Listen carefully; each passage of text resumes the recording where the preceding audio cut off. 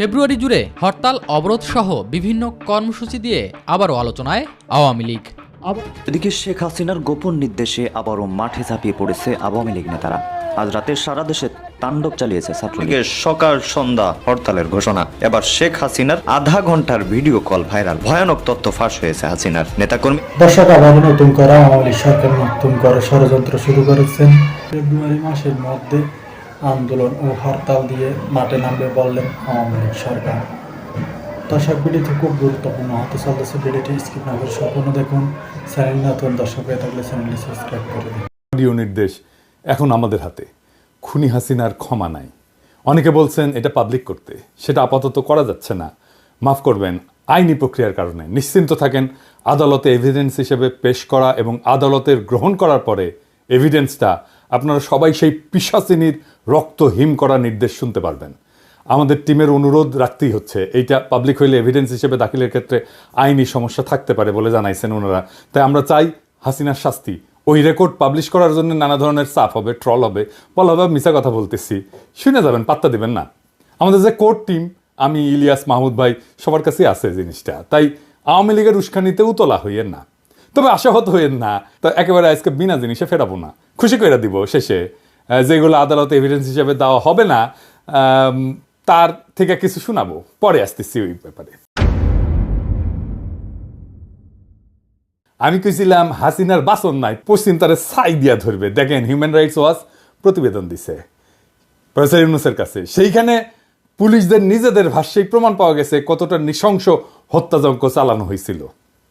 এখানে বলা হয়েছে যে পুলিশ বিক্ষোভকারী ছাড়াও তাদের আশেপাশে বাসাবাড়ির জানলা গেটে দাঁড়ায় থেকে দেখতে থাকা মানুষের উপরে যারা সাক্ষ্য দিতে পারে তাদের উপরে গুলি চালাইছে, যেন কেউ নৃশংসতার সাক্ষ্যটা দিতে না পারে। এই যে এখানে লেখা আছে, পুলিশই বলছে যে এই নৃশংসতা চালানোর নির্দেশ রাজনৈতিক নেতৃত্বের কাছ থেকে আসছিল। পুলিশ অবশ্য নিজের মুখেও বলছে, যেমন ধরেন এই যে এই ভিডিওটা।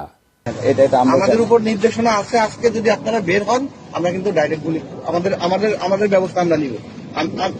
শীর্ষ কর্মকর্তা সিসিটিভি দেখছে, ভিডিও গেমস যেমন খেলে এরকম দেখে দেখে দায়িত্বরত কর্মকর্তাদের এমনভাবে গুলি করার নির্দেশ দিচ্ছিল যেন তারা ভিডিও গেম খেলতেছে। পুলিশের গুলি করার নিয়ম পায়, সেখানে গুলি না করে শরীরের বিভিন্ন প্রধান অঙ্গ প্রত্যঙ্গে সিসার বুলেট ব্যবহার করে গুলি করছিল, শরীর লক্ষ্য কইরা। এমনকি যখন তাদের জীবনের উপরে, মানে পুলিশের জীবনের উপরে আঘাতের কোনো ধরনের শঙ্কা ছিল না।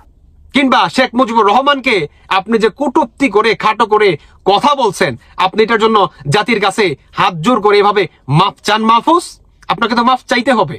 আপনি শুধু বলবেন যে আপনি স্বাধীনতায় বিশ্বাস করেন, আর আপনি সেনাবাহিনীর প্রধান ওয়ার্কারকে আপনার রাশিয়া হাইকমিশনের কাছে আপনি পাঠিয়ে দিবেন ম্যানেজ করার জন্য, যাতে করে আপনারা মানে নির্বাচন করতে পারেন কিংবা জনগণের ম্যান্ডেটের মাধ্যমে আপনারা সরকার প্রতিষ্ঠিত করতে পারেন। তাহলে আপনাকে তো মাফ চেতে হবে মাহফুজ।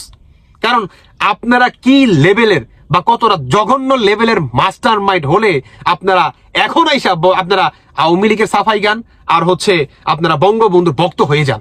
আপনারা যে কত বড় মীর জাফর সেটা বর্তমান বোঝাই যাচ্ছে। মানে আপনাদের হাওয়া বের হয়ে গেছে, আপনাদের হাওয়া কি বের হয়ে গেছে। কারণ শেখ হাসিনা, হ্যাঁ, শেখ হাসিনার আমলে দুর্নীতি অনেক হয়েছে, কিন্তু শেখ হাসিনার কিন্তু পশ্চিমা দেশে কিন্তু একটা নামও আছে। সেটা কি জানেন? জঙ্গিবাদী মনে করেন উৎখাতের ক্ষেত্রে। সেটা কি জানেন? শেখ হাসিনা নাম্বার 1-এ আছে যে বাংলাদেশ থেকে আপনার জঙ্গিবাদী মুক্ত করছে এই শেখ হাসিনা। শেখ হাসিনা কার বিটি? বঙ্গবন্ধু শেখ মুজিবুর রহমানের বিটি। আর বঙ্গবন্ধুর নামও কিন্তু বহির্বিশ্বে কিন্তু আছে। বুঝতে পারছেন আপনার মাহফুজ? বুঝতে পারছেন আপনারা যে কতটা জঘন্য লেভেলের মাস্টার মাইন্ড, সেটা বর্তমান বাংলাদেশের মানুষ একটু একটু করে বুঝতে পারে। দর্শক বন্ধুরা, এখন আসুন আরো একটি আসল টপিকে। সেটি হচ্ছে এই উপদেষ্টারা পদত্যাগ করাতে আওয়ামী লীগের জন্য এবং বিএনপির জন্য কতটা ভালো হয়েছে কিংবা কতটা অ্যাডভান্স হয়েছে। আসুন একটা দেখে আসি। প্রথমত হচ্ছে, এরা পদত্যাগ করাতে এদের পিছনে কোনো পুলিশ বাহিনী কিংবা আইনত কোনো গার্ড থাকবে না। এরা বর্তমান সাধারণ জনগণ। মানে কি, এরা বর্তমান আপনার গ্রাম অঞ্চলে ডিস্ট্রিক্টে প্রতিটি ইউনিয়নে এরা মনে করেন ঘুরে বেড়াবে। কিসের জন্য? ভোটের জন্য, কালেক্টের জন্য, এবং নানান জায়গায় তারা ছোট থেকে বড়, বড় থেকে ছোট সংগঠন করার চেষ্টা করবে এবং জনগণের ম্যান্ডেট কালেক্ট করার চেষ্টা করবে। এবং জনগণ এটা আসলে কিভাবে নিবে সেটি হচ্ছে দেখার বিষয়। তবে আমি মনে করি এরা যে পরিমাণ মব জাস্টিস এবং দখলবাজিতা, আপনার গণদারে হামলা মামলা যে পরিমাণ অরাজকতা সেটি চালাইছে ভাই, এটা মোক্ষম সময়। যখন নাকি ভোট চাইতে যাবে তখন যদি কারো মনে হয় যে দিয়া দেই উত্তম মাধ্যম, দিয়ে দিয়েন। Subscribe now my YouTube channel.